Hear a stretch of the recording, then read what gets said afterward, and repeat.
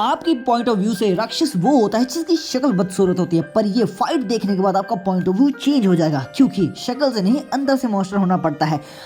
बस मैं वार्न करना चाहता हूँ, जिसने इसके पहले एपिसोड्स नहीं देखे वो पहले वो जाकर देखे ताकि आपका मजा स्पॉइल ना हो सके। चलिए स्टार्ट करते हैं हमारी एपिसोड को। अब हम यहाँ पे देखते हैं कैंग ने तो अपनी तरफ से उसके 2 टुकड़े कर डाले थे, पर ट्विस्ट तो तब आता है ये जिंदा बच जाता है और पलटवार करने की कोशिश करता है, जहाँ पर ये कैंग के ऊपर तो वार करता है, साथ में उसकी बगल की जो बिल्डिंग होती है उसके भी वो टुकड़े टुकड़े कर डालता है। अब जो चाइना का हंटर होता है वो कैंग के पूछे गए सवाल का जवाब देता है, जहाँ पर कैंग ने उसे पूछा था कि तुम्हें क्या लड़ाई में मजा आ रहा है, तो ये कहता है कि हाँ मुझे सच में बहुत मजा आ रहा है। इसी के साथ हम देखते हैं कि पीछे से कैंग को कुछ भी नहीं होता और वो भी इसके सवाल का जवाब देने आ जाता है और कहता है कि हाँ मुझे भी सच में बहुत मजा आ रहा है, और इसी के साथ उस पर बहुत इंपैक्टफुल वार करता है। ये वार इतना ज्यादा इंपैक्टफुल होता है कि आजू बाजू की सारी बिल्डिंग नष्ट हो गई थी। अब इतना ज्यादा इंपैक्टफुल वार खाने के बाद भी उसे कुछ भी नहीं होता और वो कैंग का हाथ पकड़ लेता है और इन दोनों की जो फाइट होती है वो हवा में ही चालू हो जाती है, एक दूसरे को नीचे आने का वक्त भी नहीं लेते। जहां पर ये चाइना का हंटर होता है वो कैंग से कहता है कि मैं चाहता था कि मैं किसी पावरफुल ओपोनेंट के साथ लड़ूं, पर मुझे ये नहीं पता था कि मेरा पावरफुल ओपोनेंट और कोई नहीं बल्कि एक शैतान होगा।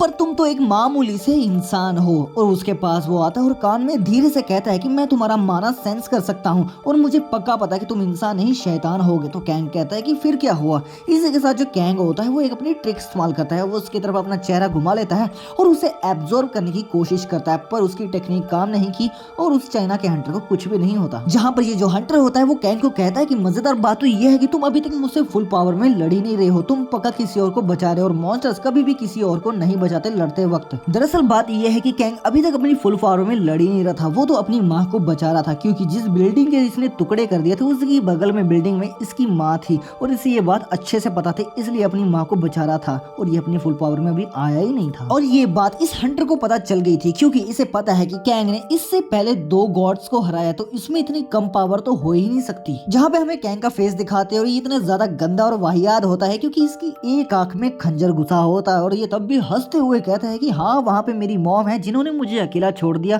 और यहाँ से भाग गई, पर हाँ मैं फिर भी उन्हें बहुत प्यार करता हूँ। तो जहाँ पर हंटर उसको रिप्लाई देते हुए कहता है कि फिर तो इसके पीछे कोई लंबी कहानी ही होगी। इसके बाद में उसकी थोड़ी धुंधली यादें हमें दिखाई जाती हैं और वो अपनी थोड़ी सी बैक स्टोरी बताने लग जाता है, जहाँ पर वो कहता है कि मैं और मेरी बहन हम दोनों साथ में बड़े हुए, पर हम में कुछ भी सेम चीज नहीं है, पर हाँ हमेशा से हमें एक चीज कॉमन रही है, वो है किसी के साथ भी लड़ने की भूख। हम हमेशा लड़ने के लिए तैयार रहते हैं चाहे कोई भी हो, बाकी अगर तुम ताकतवर हो तो मुझसे आके लड़ो। और इसी के साथ जो कैंग होता है वो भी इसकी चैलेंज को एक्सेप्ट कर लेता है और वो जोरदार मुक्का मारता है उसके पर। हम देखते हैं यहाँ पे एक ट्विस्ट आता है कि जैसे वो अपना हथियार उसके आगे करता है, कैंग का मुक्का उसके हथियार पे लगता है और उसका हथियार चीखने लग जाता है। हम देखते हैं इसी के साथ दोनों के बीच में घमासान युद्ध चालू हो जाता है, जहाँ पर जो चाइनीज हंटर होता है वो कहता है कि मुझे इसमें बहुत ज्यादा मजा आ रहा है, जहाँ पर कैंग भी उसे रिप्लाई देते हुए कहता है कि हाँ सच में मुझे भी इसमें बहुत ज्यादा मजा आ रहा है। और जैसे जैसे वो आपस में लड़ाई कर रहे होते हैं, जैसे जैसे उसके वार उस हथियार पे लगते हैं, वो हथियार चीखता है, वो भी इंसानों की तरह। और जो कैंग होता है वो अपना एक पावरफुल पंच उस पे मारने वाला होता है, पर जो चाइनीज हंटर होता है वो अपना हथियार उसके आगे कर देता है, जहाँ पर जो उसका हथियार होता है वो इंसानों की तरह चिल्लाता और कहता है कि कोई मुझे प्लीज बचा लो। पर जो कैंग होता है वो रुकता नहीं और उस हथियार के 2 टुकड़े कर डालता है। और हम देखते हैं कि यहाँ पे जो हथियार जब टूटता है उसके इंसानों की तरह 2 टुकड़े होते हैं और उसकी खून भी निकलने लग जाता है। पर हम देखते हैं कि इस हंटर के पास अभी भी हथियारों का पिटारा खत्म नहीं होता और वो अपने और हथियार निकाल लेता है कैंग से लड़ने के लिए। वहीं पे हमें एक बहुत ही गंदा सीन दिखाया जाता है, क्योंकि उस हथियार की इंसानों वाली आंखें होती है वो कैंग में हाथ में आ जाती है, जहाँ पे हमें पता लगता है ये कोई मामूली हथियार नहीं था, ये उन लाशों के ढेर से बनाया गया था जो हंटर्स की थी, और ये किसी और ने नहीं बल्कि उस चाइनीज हंटर के ब्लैक स्मिथ ने बना के दी थी उसे स्पेशल लड़ाई के लिए। पर हैरानी की बात तो ये है कि कैंग ने अपने जीवन भर में किसी मक्खी को भी नहीं मारा था और वो ये बातें सुनने के बाद बिल्कुल भी हिचकिचाता नहीं है, बल्कि उसके अंदर तो और ज्यादा खतरनाक फीलिंग्स आने लग जाती है और वो कहता है कि क्या बात है। अब यहाँ तक वीडियो के मजे तो ले लिए, जरा ये भी तो देखो, इसके भी मजे लो। मतलब क्या यार, तुम लोग क्या सपोर्ट नहीं कर रहे हो, क्या शेयर नहीं कर रहे हो, क्या लाइक नहीं कर रहे हो। मैं मतलब पागल होगी तो तुम्हारे लिए वीडियो बना रहा हूँ और तुम लोग ना सपोर्ट करते हो, मतलब कि तुमसे बड़े यूट्यूबर्स का ही सपोर्ट कर सकते हो। जरा भाई को भी सपोर्ट करो यार। हम यहाँ पे एम करते सिर्फ 500 लाइक्स का, तो फटाफट से करो, देखते कितना सपोर्ट मिलता है हमें। अब हम यहाँ पे देखते हैं कि कैंग भी उस पर वार करने के लिए आगे जाता है, पर जो चाइना का हंटर होता है वो उस पर एक जोरदार वार करता है जिसका कैंग का शरीर कट जाता है। पर आपको जैसे पता है उसकी रीजनरेशन कितनी फास्ट है, वो कुछ ही पल में वापस खुद को रिजनरेट कर लेता है। और हम देखते हैं कि जिसके बाद में कैंग भी उसके जोरदार बजा डालता है जिससे कि वो सीधा दीवार में घुसता है। उसी के बगल में एक बुढ़ा आ जाता है। दरअसल ये कोई नॉर्मल बुढ़ा नहीं होता, ये वही बुढ़ा होता है जो उसको एक तरह तरह के हथियार बना के देता है लड़ाई में। इस बार वो यहाँ पर इसलिए आया था ताकि वो कैंग के खिलाफ लड़ने के लिए उसे एक जबरदस्त हथियार बना कर दे, और उसने एक ऐसा ही किया। उसने उस हथियार को बनाने के लिए कुल 40 हंटर्स की लाशें इकट्ठा की और लग गया भाई साहब वो एक महा हथियार बनाने के लिए। हम देखते हैं कि उसी बीच में जो वो दोनों होते हैं पीछे अभी भी फाइट कर रहे होते हैं। और तो और जो बुड्ढा हथौड़े से मार रहा होता है वो कोई नॉर्मल हथौड़ा नहीं होता बल्कि ही उसकी खाल से बना एक हथौड़ा होता है। और हम देखते हैं कि ये सब लाशों को बहुत ही बेरहमी तरीके से मारा होता है उनसे हथियार बनाने के लिए, जहां पर जो उनकी लाशें होती है वो अभी भी चिल्ला रही होती है कोई हमें बचा लो। और हम देखते हैं कि यहाँ पे थोड़ी देर में गधा मजदूरी करने के बाद उसने फाइनली वो हथियार बना लिया होता है जिससे वो कैंग को हरा सकते हैं। दरअसल इस कचरे को ये मास्टरपीस बता रहा था कैंग को हराने के लिए। हम देखते हैं कि ये बुढ़ा होता है, ये लाकर उसके हाथों में अपना हथियार पकड़ा देता है, जहां पर ये आदमी उसे शुक्रिया अदा करता है। और हम देखते हैं कि कैंग के सामने सच में बहुत बड़ी दुविधा थी क्योंकि ये उसका सच में मास्टरपीस था।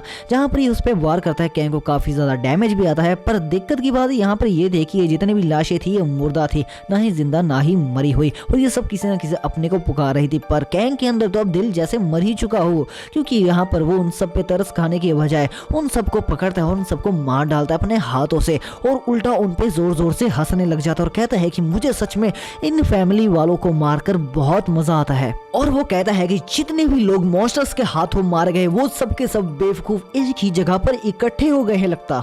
और वो कहता है कि मुझे इनसे कोई फर्क नहीं पड़ता क्योंकि मैंने इनके जैसे बहुत मारे हैं। और यहाँ पर ये जो हंटर होता है वो सोच रहा होता है कि उसने कैंग को बड़े ही आसानी के साथ हरा दिया, पर हम देखते हैं कि ऐसा कुछ भी नहीं होता। कैंग ने उन सबको बड़े आसानी से काट डाला होता है और वो कहता है कि ये तो बहुत ही इजी पीजी थे। जहाँ पर जो चाइना का हंटर होता है उसके पास एक और हिडन वेपन होता है जो कि कैंग के सामने आकर रख देता है, और वो कहता है कि मैंने पिछले 5 साल से कोरिया के ऊपर आंख रखी हुई थी और मुझे पता है यहाँ पर क्या हो रहा है और तुमसे कैसे फाइट करनी है, मुझे सब कुछ पता है। अब ये जो तलवार उसके सामने रखी होती है ये किसी और की नहीं बल्कि उसी के बचपन की दोस्त की होती है, जिसे देखकर कैंग को भी याद आता है कि ये किसी और की नहीं बल्कि मेरी बचपन की दोस्त की खाल से बना है जिसको उसने मार डाला था बेरहमी से उस फाइट के दौरान। और इसके अलावा कैंग को ये भी एहसास हो जाता है कि जो आंख उसने पहले हाथ में पकड़ी हुई थी वो किसी और की नहीं बल्कि इसी की दोस्त की थी। अब जो कैंग होता है वो सारी चीजें देखने के बाद इतना ज्यादा भावुक हो जाता है ना कि वो अपनी पुरानी यादों में चला जाता है कि जहाँ पर उसके दोस्त ने उसके साथ काफी मारपीट की थी और ये उसके साथ काफी बहसबाजी भी करता था। अब पर यहाँ पे जो हंटर होता है वो भी काफी ज्यादा शातिर होता है, उसने जानबूझकर उसके दोस्त की बनी खाल का हथियार यहाँ पे यूज किया था ताकि वो भावुक हो जाए,